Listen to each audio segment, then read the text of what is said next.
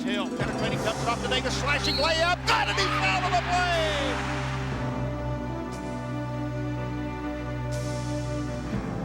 It's off the mark, it's over! The Bulldogs have pulled off the biggest upset in the history of Duke basketball! They have beaten the #1 UNLV Running Rebels!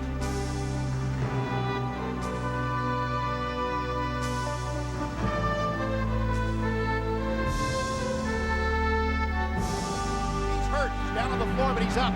As the Bulldogs rebound, the lob to Grant. Oh! One-handed stop for Grant. What a play! Jordan lets fly. It is over. The Destiny Darlings have done it. The Duke Blue Devils. The story of the 1991 NCAA basketball championship. Duke is king.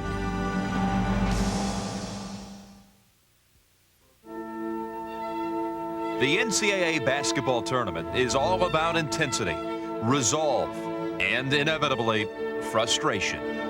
After all, when the final buzzer goes off, only one team out of 64 can call itself a champion. But through it all, through 3 weeks of sweat and toil, we learned that there is a little bit of drama and excitement in nearly all of the tournament's games, and the will of a champion in each and every tournament team.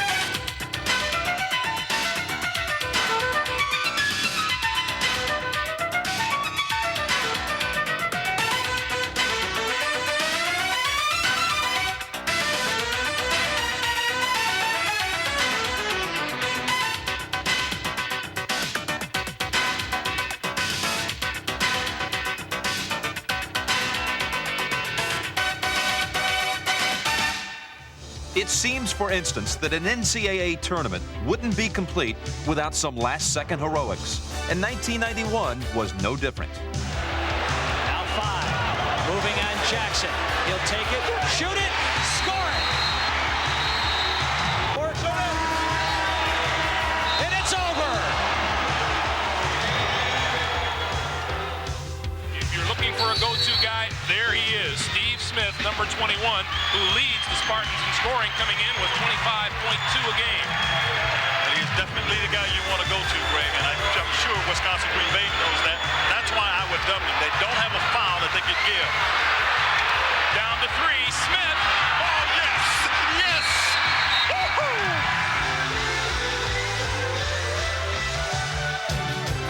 First-round upsets have also become an NCAA tradition. But until this year, when Richmond beat Syracuse, a number 15 seed had never won a tournament game. The Spiders' 73-69 win reminded many of their run to the Sweet 16 in 1988 and gave hope for underdogs everywhere.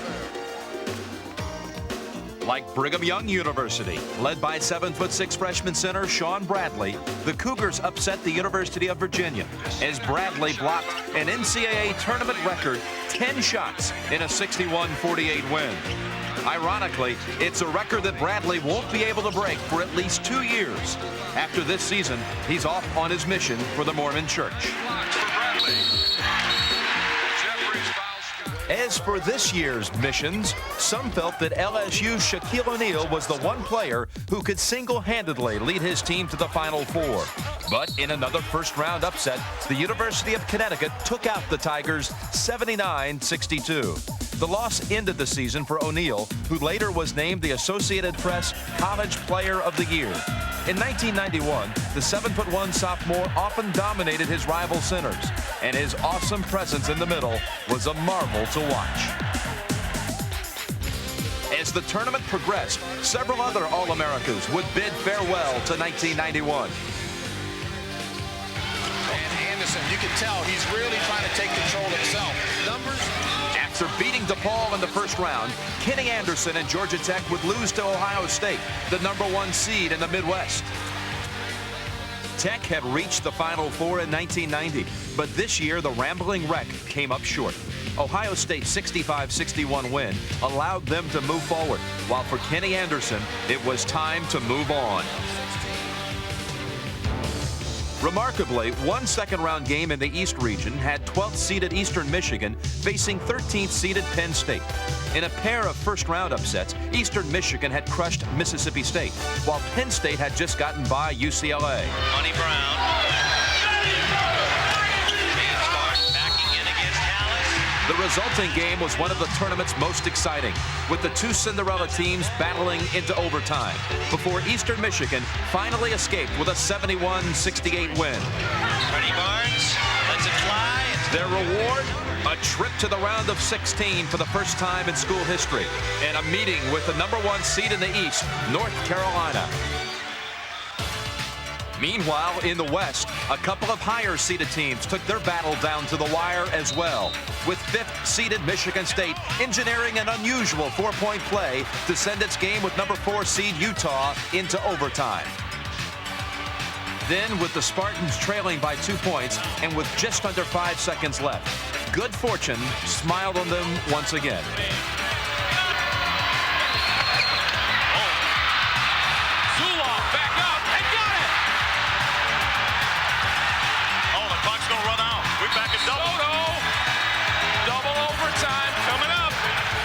But in that second overtime, Michigan State ran out of miracles. Utah built up an insurmountable lead, and although the Spartans eventually got to within a point, Utah would go on to play Nevada, Las Vegas in the round of 16. You let the time run out. You can stand out of bounds with it. And Jimmy Soto is looking at victory. When the dust had settled on the tournament's first 4 days, 16 teams remained, and 16 coaches were left to wonder just what it was about this time of year that makes them act the way they do.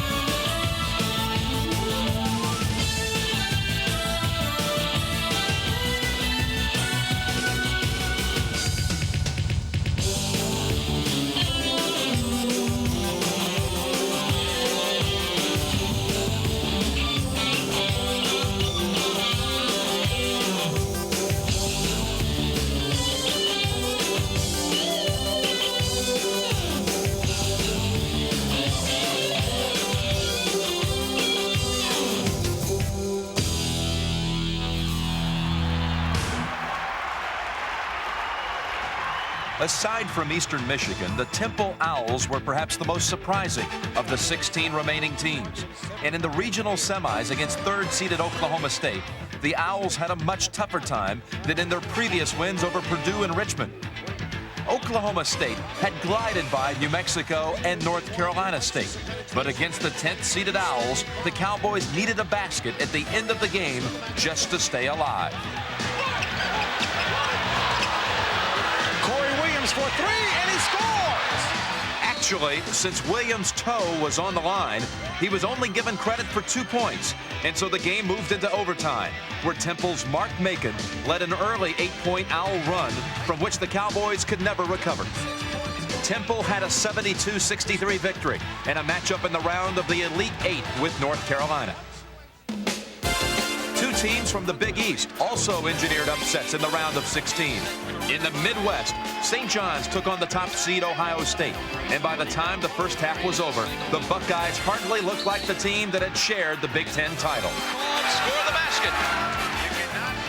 Led by Robert Werdan's career-high 21 points, the Redmen ran right by the Buckeyes, leading at times by more than 24 points in an easy 91-74 win. Take it uncontested. Great play by Chucky Strolling. Here's Singleton. Back pass to Strolling. Wow. For St. John's and coach Luke Carnesecca, the victory gave the Redmen a chance to return to the Final Four for the first time since 1985. Out west, Arizona was looking forward to meeting UNLV. However, P.J. Carlesimo and Seton Hall stood in the way. Loose ball and a 2-on-1 break for Seton Hall, and Terry DeHare with the layup. Once again, the Pirates' Terry DeHare would score more than 25 points, as he had in the Hall's 2 previous tournament wins over Pepperdine and Creighton. But with Arizona's Chris Mills keeping the Wildcats in the game, neither team could gain much of an advantage in the second half. Ultimately, Seton Hall would gain the upper hand, and Arizona's attempt at a come-from-behind win would come up short. Swarming defense by Seton Hall with less than 10 seconds to go. Optic for 3, fires. Not much time. For the second time in the last 3 seasons, Seton Hall would face UNLV in the West Regional Final. Only this time, the results would be different.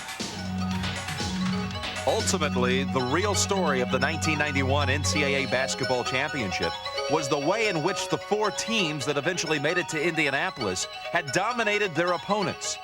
13 out of the 16 games the Final 4 teams had played were decided by 10 points or more, and the average margin of victory in all their games was an astounding 16 points. It was clear that the tournament's 4 best teams would gather in Indianapolis. From the East came the #1 seed, North Carolina. The Tar Heels entered the NCAAs on a roll, having swept past Duke 96-74 in the conference tournament to win their 12th ACC crown. Led all year by the steady ball handling of senior guard King Rice and the inside play of George Lynch and Rick Fox, North Carolina finished the regular season with a record of 25-5 and a history-making 17th consecutive appearance in the NCAAs. In the tournament, North Carolina won its first 3 games by an average of 25 points and then faced Temple in the regional final that went down to the wire. Right here. Instead, it's a basket by George Lynch. This is Macon for 3. Overcoming 36 points from Temple guard Mark Macon, Carolina came up with several big baskets down the stretch and then held on as Temple's attempt to tie the game at the buzzer came up short. Macon for 3. On target. And it's over. And Carolina advances to the Final 4. From the Southeast came Kansas, the region's #3 seed and the only real surprise team in the Final 4. Keyed by an undefeated record at home, Kansas entered the tournament with a mark of 22-7, led by the outstanding threesome of Alonzo Jamison, Mark Randall, and Terry Brown. The Jayhawks won a share of the Big 8 title. In the tournament, Kansas won twice before it upset Bobby Knight and Indiana, romping over the Hoosiers 83-65. The Jayhawks followed that surprise with another in the regional final against top-seeded Arkansas. Trailing the Razorbacks by a dozen at halftime, Kansas turned the game around in the second half to earn a trip to Indy, the Jayhawks' 3rd trip to the Final 4 in the last 6 years.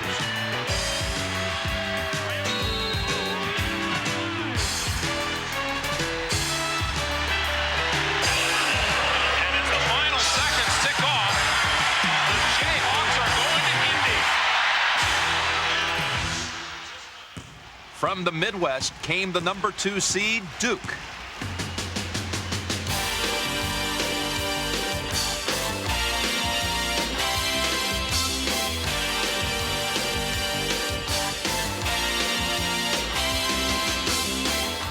Once again in 1991, the Duke Blue Devils took their place among the nation's elite teams. Led by point guard Bobby Hurley and center Christian Laettner, Duke won 26 games along with a regular season ACC title that included 2 wins over North Carolina.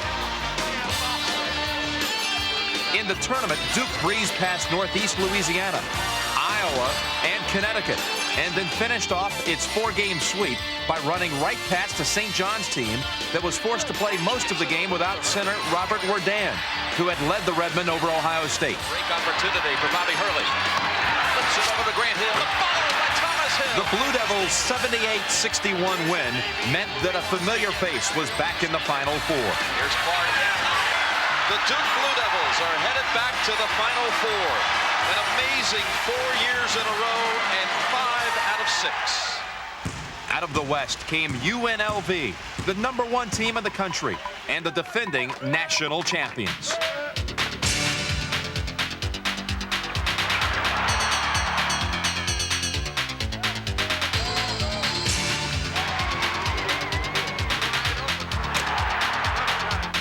That's what he can do. Very young. Makes the drive. Baseline 8-footer in the air. Good.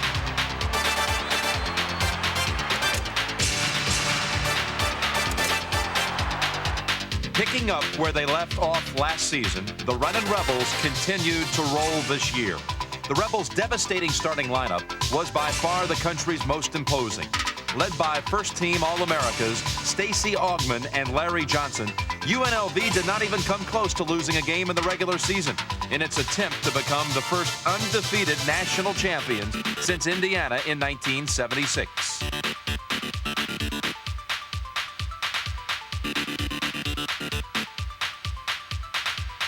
Talk about total domination.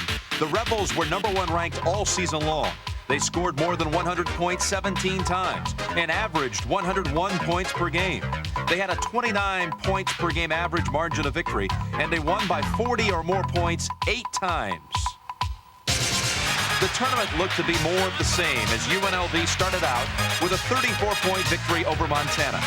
But against Georgetown, the Rebels got a scare and only managed to win by 8.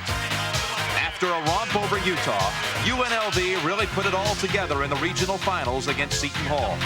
Smothering defense in the second half got the Rebels off and running and sent UNLV on its way to its second consecutive Final Four and third in the last 5 years. Larry UNLV wins it 77-65, and they'll go to Indy. On the last weekend in March, the 4 teams came to Indiana, a place where native Hoosiers have long said about basketball that they play it and coach it better than anyone. That's better. Better. 10-10. Well, at the Friday practice, the Hoosiers proved that they know how to stage it and watch it better too, as more than 25,000 fans came out to the Hoosier Dome to watch the teams put on what's become a traditional show. The coaches, they're on the side. They're not going to have too much.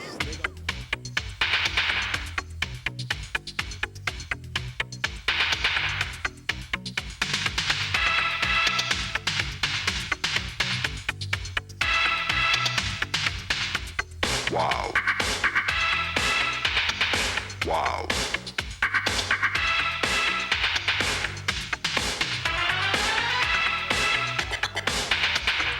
Wow.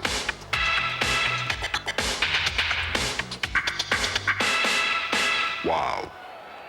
By far, the team commanding the most attention was UNLV, and the question most asked was how to beat the undefeated Runnin' Rebels. You have to go into the game thinking that you're going to do everything necessary to win, to play as a team, to play smart basketball. You can throw the game plans out the window. Beating UNLV is an attitude. Can't let them throw the ball the length of the floor and up-tempo everything because they'll just run you out of the ballpark. Well, you're going to have to pray, and then you're also going to have to play a perfect game. If you sneak into the locker room before the game and you deflate all their sneakers, cut them in half, all right, hide their uniforms, tie their laces together, and then lock the door to make sure that even with those problems, they don't get out, because even with those problems, they could probably still get out and win. They don't show up. You mean if they don't show up the way they're capable of playing? Right. Yeah. Probably there's no way this year to beat them.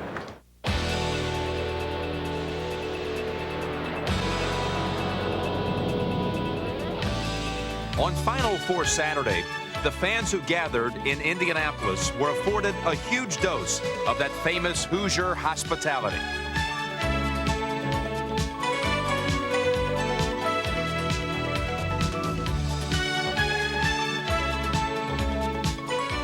Allegiances varied, but one thing was certain. If anyone was going to beat UNLV, there would be more than 47,000 folks on hand at the Hoosier Dome to see it.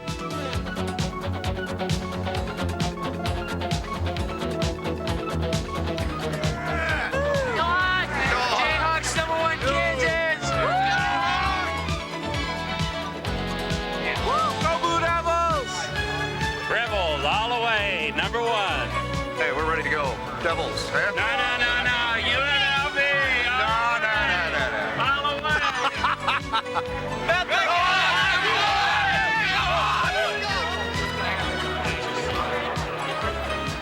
North Carolina's going to win, and UNLV's going to win. Oh, I think Duke's going to upset UNLV this afternoon.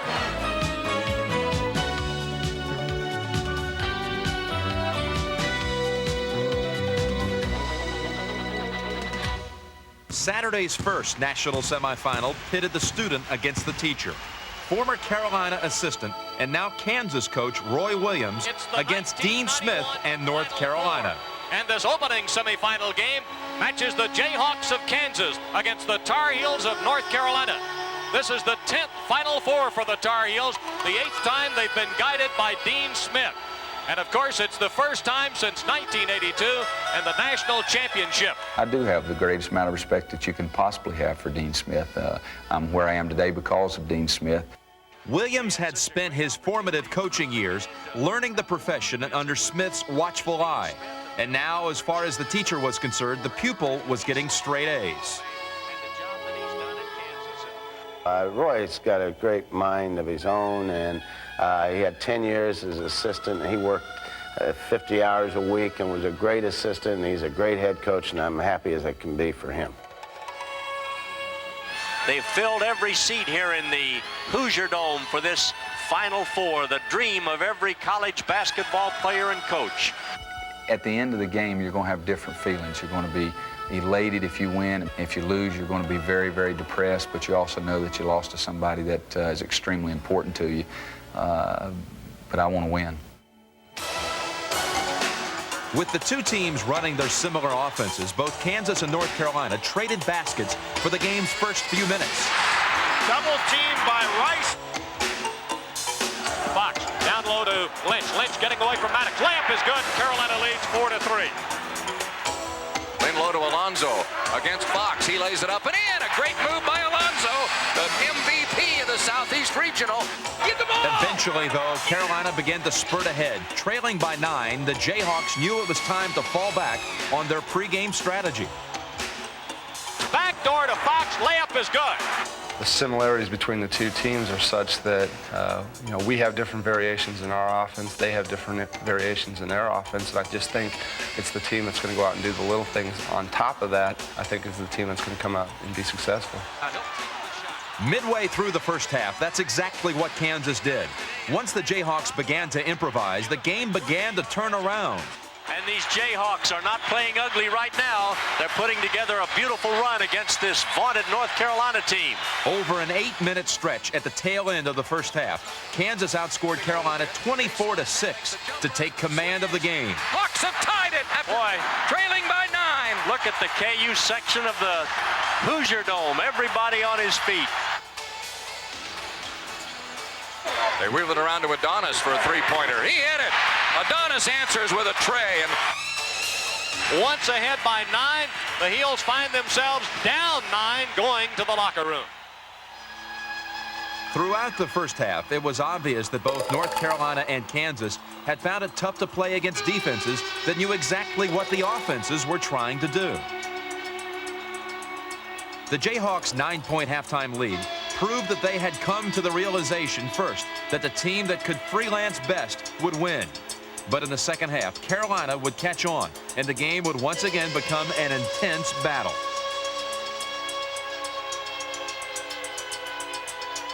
Come on, defense, let's go, Jayhawks, come on!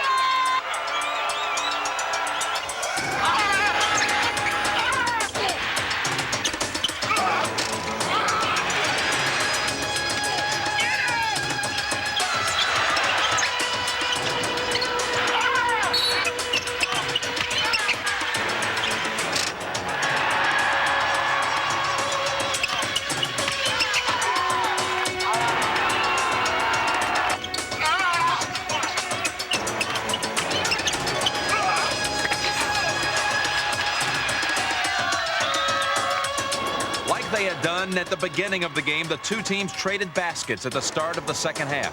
Then, with 15 minutes left, Carolina made a desperate attempt to climb back into the game.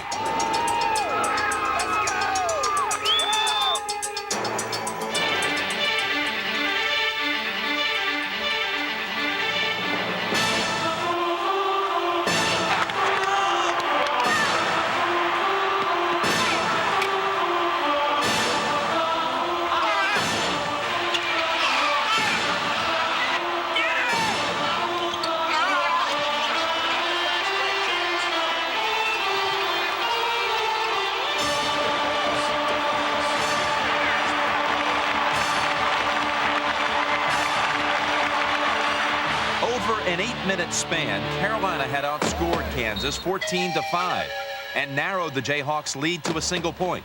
But the Tar Heels never could pull ahead. Led by substitute forward Richard Scott, whose 16 points in the game were more than Carolina's entire bench, the Jayhawks rebuilt their lead as quickly as it had disappeared. With the game at its most critical stage, Kansas out-hustled and then outshot Carolina, scoring 7 unanswered points in 3 minutes to break the game wide open. To do something quickly, Adonis drives inside. He scores! He's fouled! The basket counts! The clock was going down, and once I got into the lane, I was wide open. So I went up, and it was kind of a key of the whole game that we made the big shots when it counted, and that was a big bucket for us.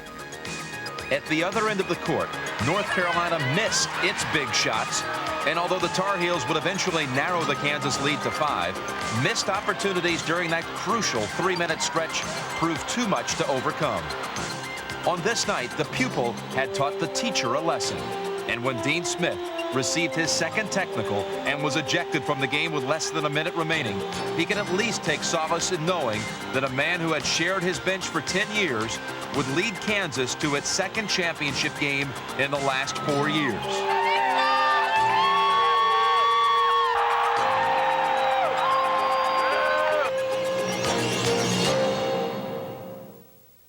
The evening's second semifinal between UNLV and Duke was a rematch of the 1990 championship game. On that night, Vegas humiliated the Devils, winning by 30 points, the most lopsided margin in the history of the championship game. Last year's loss in the final in the championship game helped prepare me for this. And I never want my kids to look at a loss as the end of the world. Should learn how to go for it and not be afraid. But this time, with 5 extra days to prepare, Duke devised a plan.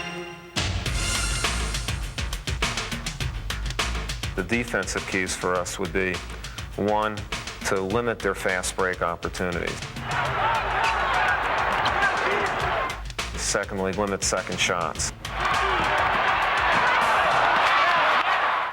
And then try in some way to find Hunt in the half-court offense all the time. And limit Johnson as much as possible. Leitner and Hurley are 2 key guys. Leitner should be able to score some against them.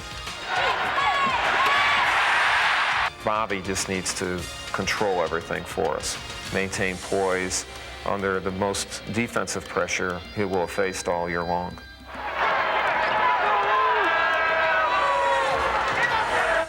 Basically, this is a new team, and I just think that we're kind of getting tired of all the questions about last year's game, and hopefully we'll do some good things in this game, and people will start talking about this one in a positive way. And the things that are going to make us win the game are what's inside each and every player on our team. It's not game plan, and it's pretty much not X's and O's. It's the heart that everyone has on our team, and how hard we're going to play and the intensity we're going to play at, because that's pretty much the only way you can beat UNLV. You have to play harder than them, and you have to play better than them. With a cool confidence that befits a team with a 45-game winning streak, the self-assured Rebels appeared to show little of the emotion that came out of their opponents' pregame huddle. No holding back. 1, 2, 3. Perhaps that lack of outward passion hurt UNLV, especially when Duke came out bent on preventing a repeat of a year ago. Points of the ball game. Important for Duke to get off to a good start and hang in there.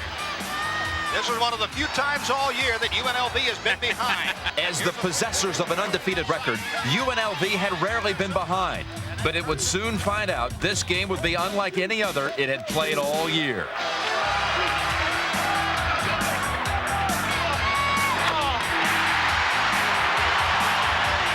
Early hustling front court, shoots a long bounce pass, leading it to Grant Hill. Layup goes! And underneath Leitner, wide open, lay it good. It's away to Grant Hill. Now the lob in the lane, got away from this man, laid it up and in. Grant Hill one-on-one against Johnson. Pull-up jumper from the freshman, good. Led by Christian Laettner's 9 quick points, Duke jumped out to a 15-6 lead within the game's first 4 minutes. The Devils were executing their pregame plan to perfection, while UNLV's vaunted man-to-man pressure defense was nowhere to be seen. For perhaps the first time this season, the Rebels were forced into a sense of urgency.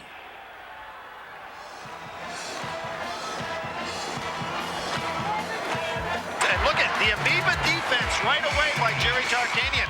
He was getting torn up in the man-to-man. Right away, Tarkanian's move paid off as UNLV quickly got back into the game.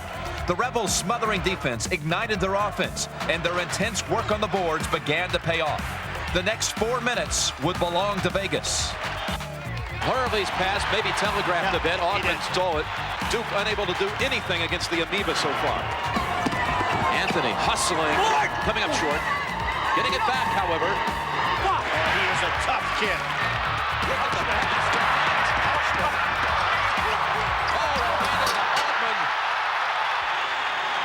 And UNLV ties it at 18. With visions of last season's massacre lurking in the back of their minds, Duke could not afford to be intimidated by this UNLV run. If ever there was a time for the Devils to show their mettle, this was it.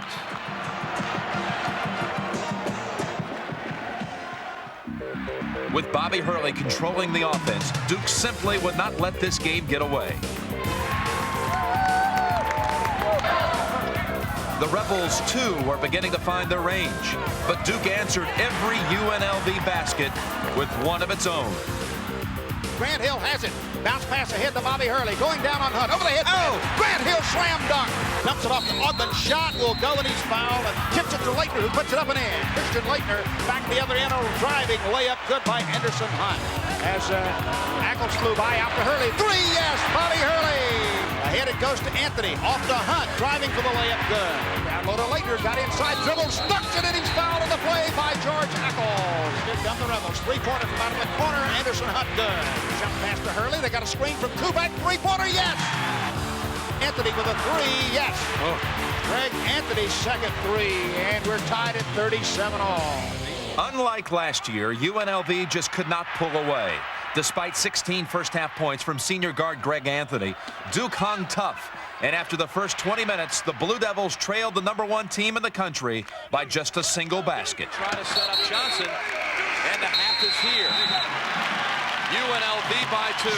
Excellent half of basketball. The end of the first half, the score, UNLV 43, Duke 41. Much of the reason for Duke's first-half success could be found in the play of center Christian Laettner, whose 20 points baffled the normally unflappable UNLV defenders. We started off the game by putting George on Laettner, and that was a big mistake because Laettner just went wild the first half. And, you know, because George is pretty quick, but he can't guard Laettner, and we knew that because Laettner just killed Shaquille O'Neal when he took him outside, and Laettner caused us all kinds of trouble defensively. Larry was the only guy that can guard him, but when Larry guarded him, there was nobody that George could guard or nobody that Elmore could guard. Duke returned for the second half a confident team. And if UNLV had any doubts that it was to be in for the fight of its life, then Jerry Tarkanian and his now stumbling Rebels were quickly reminded when the Blue Devils once again started strong. Surprisingly, Duke was having very little trouble getting free for shots, and they were playing with a reckless abandon that comes with the swagger of success. Augman dumped away, knocked away, and picked up by Hurley. Bobby up the right side on Anthony, all the way flying layup, score the goal, and he's fouled. UNLV's invincible aura was clearly in danger, but keyed by the explosive play of Anderson Hunt, the Rebels stayed close to Duke, not allowing the Devils to extend their slim lead.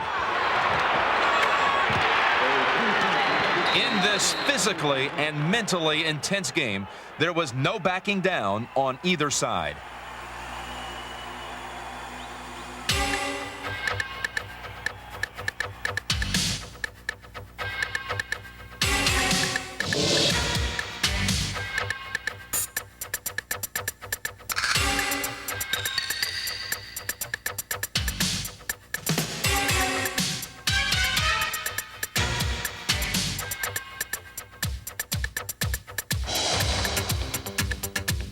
This basketball team has a tremendous amount of heart.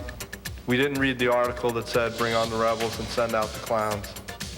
The one thing that we thought we could bring to this game was a fighting sort of attitude. You know, a lot of teams this year probably have backed down from Vegas, and we're not going to back down from anyone, and they knew that they were in a fight at that point in the game. One Vegas player who definitely knew he was in for a fight was Larry Johnson. UNLV's most potent offensive weapon had struggled through much of the game, as much a focal point of the Duke defensive game plan as any other Rebel in UNLV's All-America lineup. They fronted Larry, and they let George alone when he came to the high post. They left Leitner back so that he could double down on Larry if we threw it to him. They left George alone, and George is not a real great shooter. Making it difficult as possible for Johnson, because we had no one person who could guard him. In fact, I think Larry's points came mainly from rebounds. Offensively, though, we just tried to make it difficult for him to drive. Johnson's great. I mean, you can't guard him man for man. Without Johnson's typically dominating game, UNLV's pressurized attack wasn't scaring anybody, least of all Bobby Hurley, who was able to dictate the second half tempo.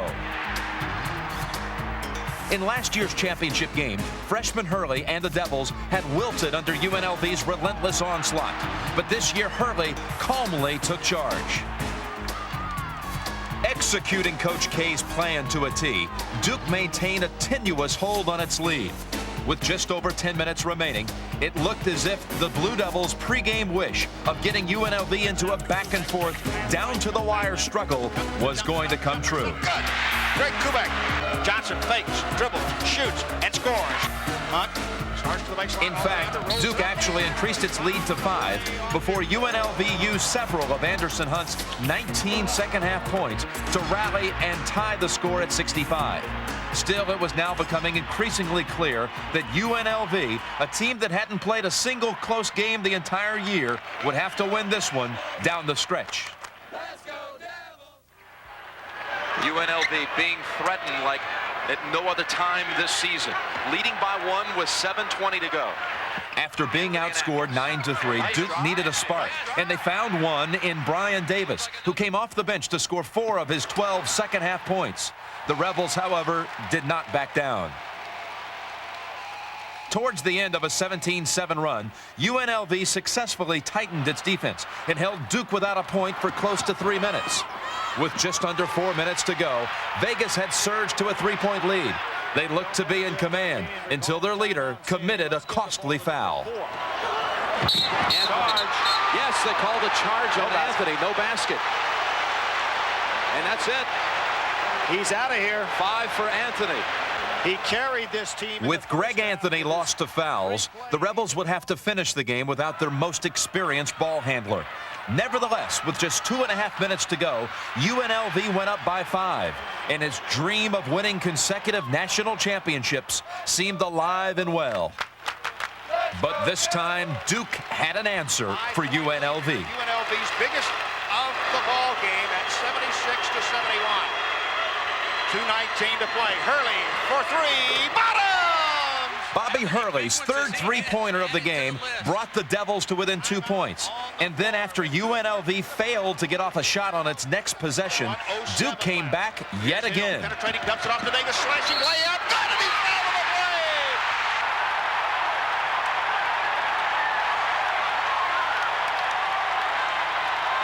Brian Davis's basket and subsequent foul shot gave Duke a 1-point lead. Then after Larry Johnson tied the game, the Blue Devils went for the win. 18 seconds left. Thomas Hill going to the hole. Pull-up jumper is up. It rolls off. Tip. Leitner has a loose ball and he's fouled on the play. No shot. No shot. That means it's 2 free throws for Leitner with 12 seconds left.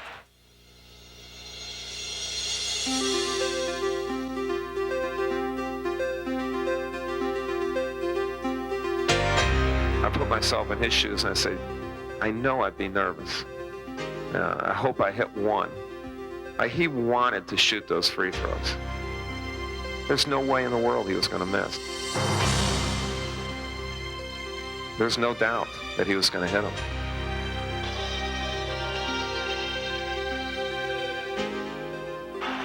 maybe the two most important free throws of his career. First one's good. Duke leads it 78-77. Shots up, shots in. Duke by 2, 79-77. For UNLV, a season full of 40 and 50-point wins was about to come down to a single 12 seconds. Duke's going to double team Hunt on the inbounds play. They're going to let it come in to Anderson to Ackles. Now to Johnson, make him bring it up with 9 seconds left. Johnson to the right side. Johnson fakes, looking, 5 seconds to Hunt. Anderson Hunt stops, fires a 3. No! It's off the mark! It's over! The Bulldogs have pulled off the biggest upset in the history of Duke basketball! The biggest upset in the history of Duke basketball! And they have beaten the #1 UNLV Running Rebels. 79-77. Let's pass out the short meat in Durham. Holy cow, what a finish. Christian Laettner, 2 free throws with 12 seconds left.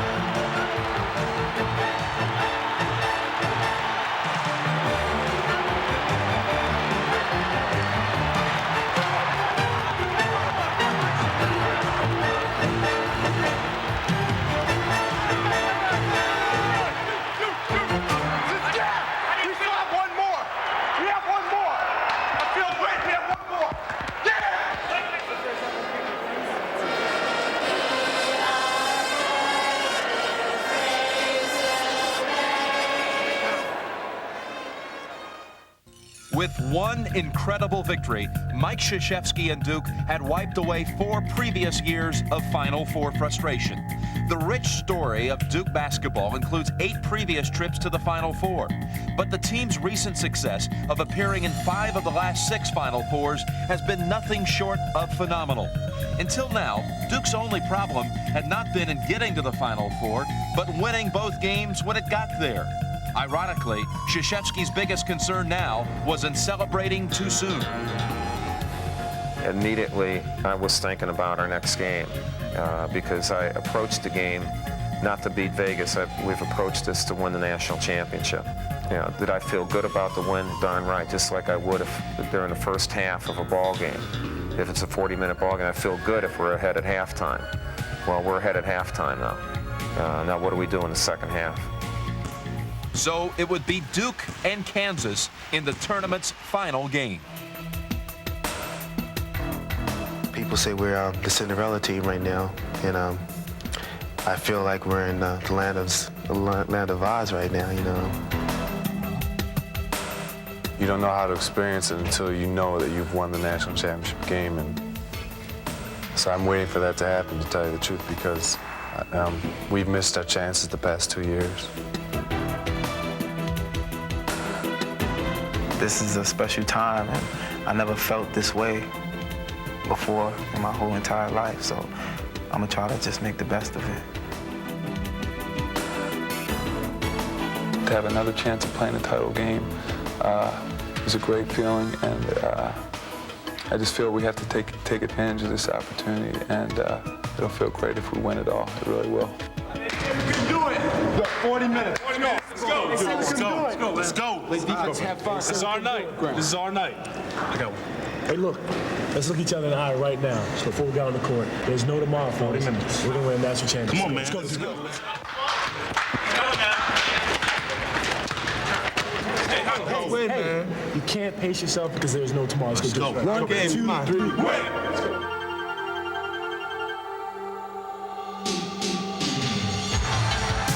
With Bobby Hurley again running the offense, Duke showed no signs of a feared letdown. Greg Kubek's three-pointer opened the scoring, and then Grant Hill put an exclamation point on an early double run. Oh, can you believe he got that high? Jim, that ball was thrown to the point that it was going out of bounds. I don't know how he got up there to get it. I never thought he would save it, much less dunk it. That was a David Thompson type dunk from yesteryear. Hill's astounding dunk gave Duke a 7-1 lead, but the Jayhawks, who seemed lethargic at first, soon began to get back into the game. Come on, Hawks, let's go! Yeah! With Mark Randall scoring 6 of Kansas's first 7 points, the Jayhawks sliced away at the Duke lead. Then with 5.5 minutes gone, Kansas closed to within a single point when Terry Brown hit the Jayhawks' first three-pointer of the game. But Duke responded to the challenge. Brian Davis on the right side. Brian with that slashing move coming in the lane.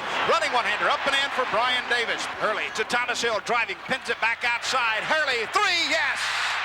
Boy, has that guy had one whale of an NCAA tournament. 7-point lead now, 18-11. Kansas, however, kept on coming, hitting 5 of its next 7 shots to again close in on Duke. Left side Adonis, three-pointer, count it. Three-pointer by Adonis Jordan. Then back out to Terry, three-pointer, swish! Terry nails the three, and the Hawks are within 1. Boy, great to see him.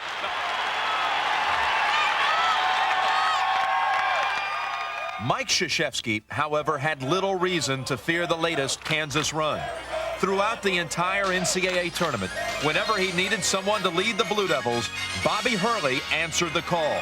And the championship game was more of the same. In 6 tournament games, Hurley had 43 assists and just 9 turnovers. Perhaps even more amazing, in the Final Four, Hurley played the entire 80 minutes, directing the Duke offense with an equal mix of poise and presence and the reckless abandon that comes with the arrogance of one who knows he's in total control.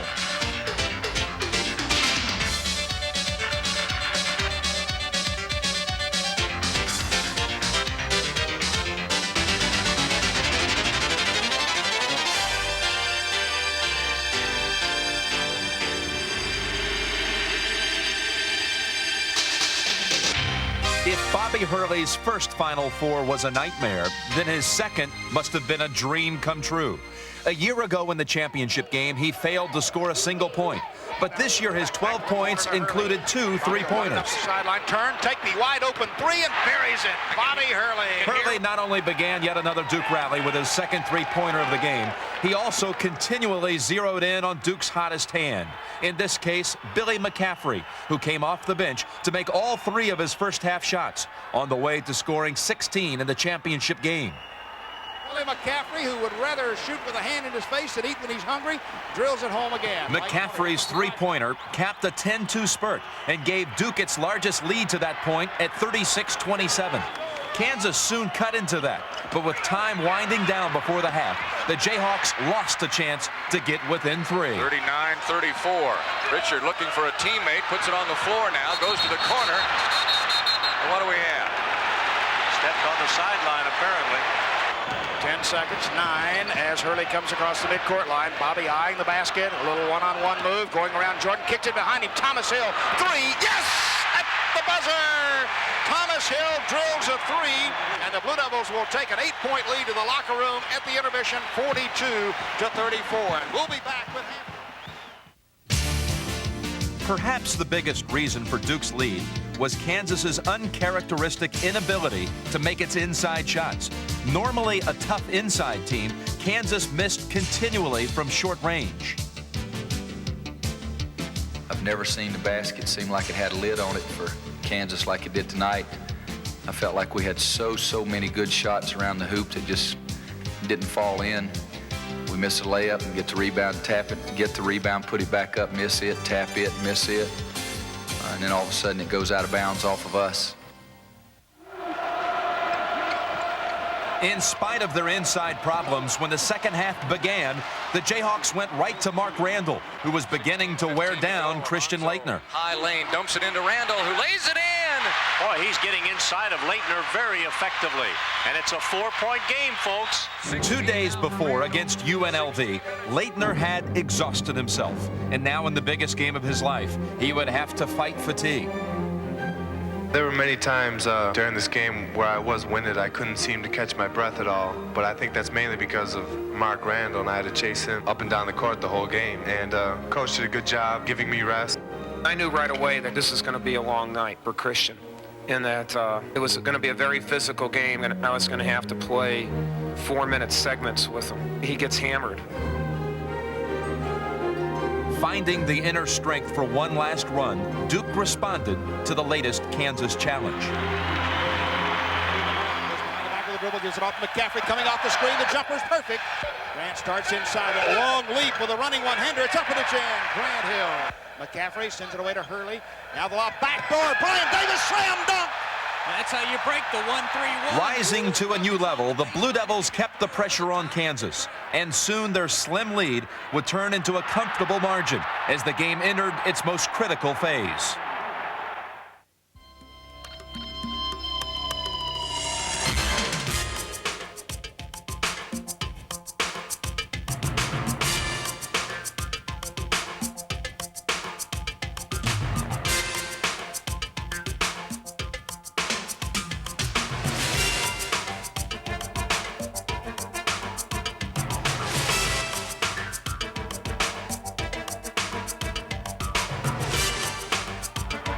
Over a crucial 10-minute span, Duke outscored Kansas by 10 to take a 14-point lead with just 6 minutes remaining.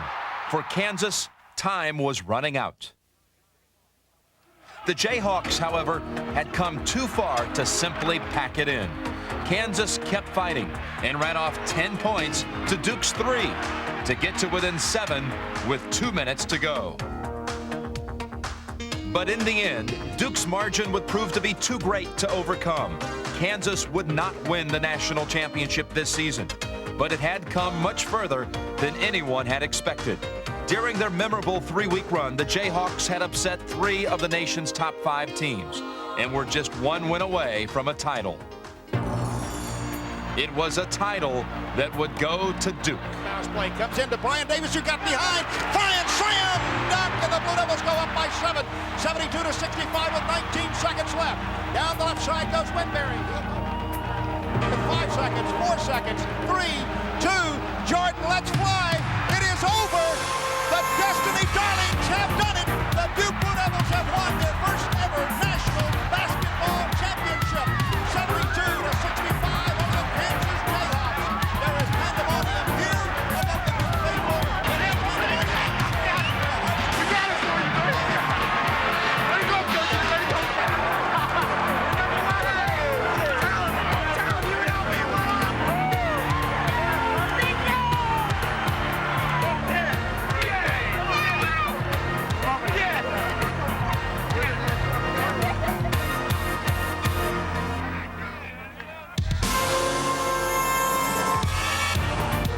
After 8 previous times in the Final Four, Duke had finally won its national championship. In a year when nobody realistically expected the Devils to win, they did. And for Coach Mike Krzyzewski, the night that Duke became king was his crowning achievement. We played 2 incredibly good basketball teams in Vegas and Kansas, and it took an emotional and physical investment for 80 minutes. The fact that my team could do that, I love that. Even when we got the trophy, the thought came in, I'm happy for this team, and I'm happy for the teams that helped prepare me to be here, and I hope those kids shared in the national title, like Tommy Amaker and Johnny Dawkins and Mark Allery and them. And then there was a moment where my 3 daughters and wife came out on the floor, and you give kind of like a family hug. And my little one, Jamie, she's 9, she was caught in the middle, she was screaming, she says, hey, let me, and you're squeezing me. And to me, those are the best moments. Duke had done it.